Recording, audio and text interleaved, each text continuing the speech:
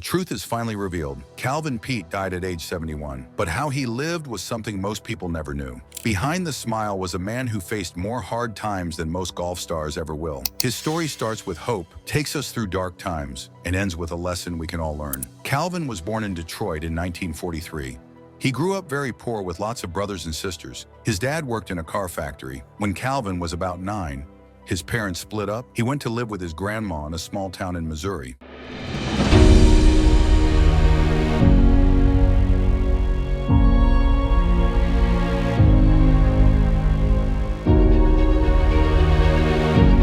While climbing a cherry tree at age 12, Calvin fell and broke his left arm in 3 places. The doctor did not fix it right. His arm stayed bent forever. He could never straighten it all the way. This arm problem would follow him his whole life. Money was tight for his family. Calvin had to quit school in 8th grade to help out. He worked on farms with his dad. They picked beans and corn. He made wooden crates for the corn, getting paid just 1 penny per crate. He and a friend made 6,000 to 7,000 crates every day. Can you imagine how tired his hands must have been? As a teenager, Calvin got smart about making money. He started selling clothes and jewelry from his station wagon. He would drive up and down the East Coast following farm workers to sell his goods. He became good at business even without much school. Calvin had never even thought about golf. He thought it was a silly game. Then something amazing happened when he was 23 years old. In 1966, friends took him to what they said was a clam bake. It turned out to be a golf outing. Calvin picked up a club for the first time that day. On his very first round, he got a par on 1 hole. He was hooked right away. After playing, he went straight to a driving range and hit hundreds of balls. The range manager had to ask him to leave so he could close for the night. Most pro golfers start playing when they are little kids. Not Calvin. He taught himself by reading books about golf. He never took a single lesson. He studied books by Ben Hogan, Sam Snead, and Jack Nicklaus until the pages were worn out. He would practice until his hands bled. Sometimes he hit balls in the dark, using a flashlight to find them. In just 6 months, Calvin was breaking 80, a score many golfers never reach in their whole lives. Within 18 months, he was shooting under par regularly. By 1975, at age 32, he got his PGA Tour card. Most golfers get there much younger. His first big win came in 1979 at the Greater Milwaukee Open. This made him only the 4th black golfer ever to win a PGA Tour event. Between 1982 and 1986, Calvin won 11 more tournaments. His biggest win was the 1985 Players' Championship, one of golf's top events. Calvin became known as Mr. Accuracy. For 10 years straight, from 1981 to 1990, he led the PGA Tour in driving accuracy. This means he hit the ball straighter than anyone else. During those years, he hit about 82% of fairways. In 1983, he hit an amazing 84.55% of fairways.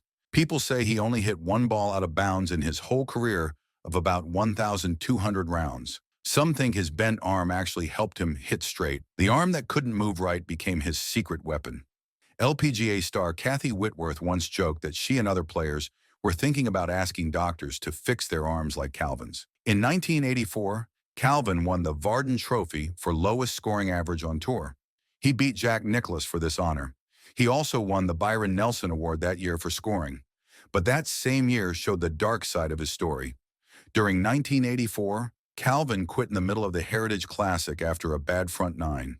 He was also kicked out of the Tournament of Champions for signing the wrong score. These problems led to a new rule nicknamed the Cal Peete Rule. It said players must finish rounds they start if they want their scores to count for awards. Calvin faced racism on the tour. Most golf courses were still very white places. He once said something very telling about the Masters tournament. Until Lee Elder, the only blacks at the Masters were caddies or waiters. To ask a black man what he feels about the traditions of the Masters is like asking him how he feels about his forefathers who were slaves. Later in life, Calvin shared that he had been angry about how he was treated while playing on tour. Unlike many other players, he didn't learn golf at fancy country clubs. He had to use public courses that weren't as nice and sometimes were segregated. Making things even harder, Calvin had Tourette's syndrome. This causes people to make movements or sounds they can't control. But he wasn't diagnosed until 1999, long after his top playing days. During his career, people just thought he was nervous when they saw his neck jerk or heard him make strange sounds. The Tourette's got worse as he got older.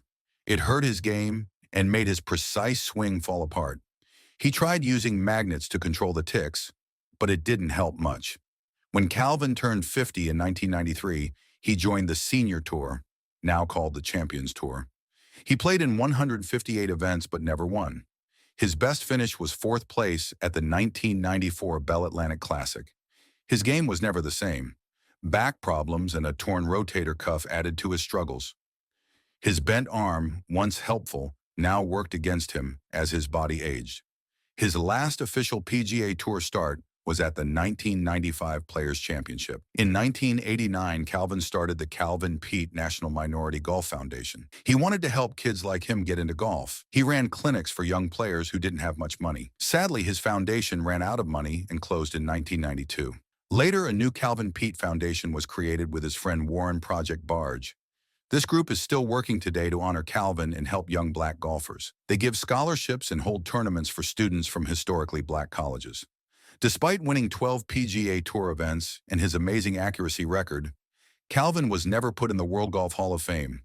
This snub has been noted by many in the golf world.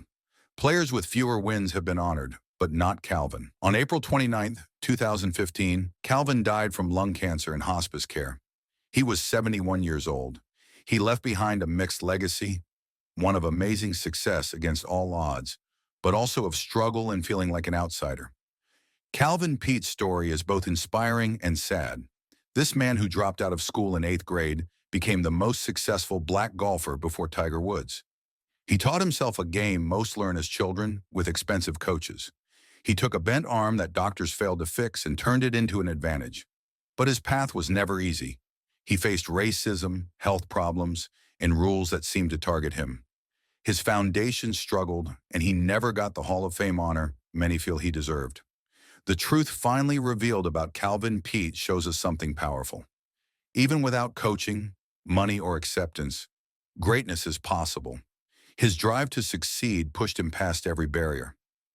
Though Calvin is gone, his example lives on, a reminder that our greatest limits are often the ones we put on ourselves.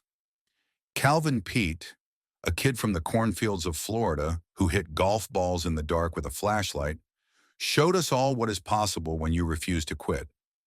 That is a lesson worth remembering.